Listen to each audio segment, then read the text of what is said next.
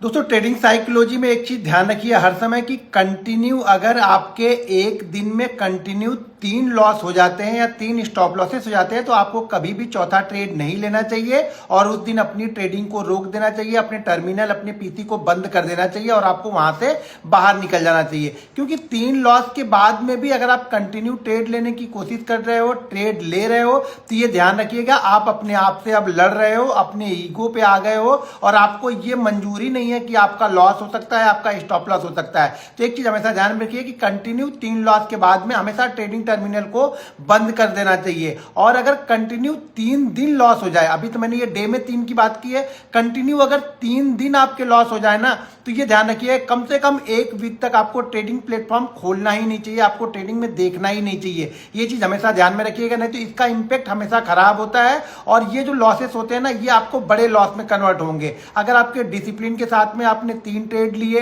Intraday में loss हो गए, डिसिप्लिन के साथ आप चल रहे हो, नेक्स्ट डे आप आओ, नया दिन रहेगा, नई शुरुआत रहेगी, नया मार्केट रहेगा, आप ट्रेड लो। लेकिन कंटिन्यू अगर 3 दिन लॉस हो जाए तो आप 1 वीक तक पूरे मार्केट से बाहर हो जाओ, नेक्स्ट वीक आओ, तो आपकी साइकोलॉजी आपके डिसिप्लिन के साथ में काम करेगी। क्योंकि जब आप कंटिन्यू लॉस कर लेते हो ना तो उसके बाद आपकी साइकोलॉजी, आपका डिसिप्लिन सारा हिल जाता है और फिर आप सिस्टम को फॉलो नहीं करते हो, फिर आप जबरदस्ती के ट्रेड ढूंढना स्टार्ट करते हो क्योंकि मेरा ये लॉस रिकवर हो जाए, और आप ये मानने की कोशिश नहीं करते हो कि आपका लॉस भी हुआ है। तो इस चीज हमेशा ध्यान में रखना है कि दिन में अगर 3 ट्रेड आपके कंटिन्यू लॉस में हो गए तो उस दिन की ट्रेडिंग बंद कर देनी है, और अगर 3 दिन कंटिन्यू लॉस हो जाते हो तो उस वीक में यानी नेक्स्ट वीक आपको ट्रेड ही नहीं करना है।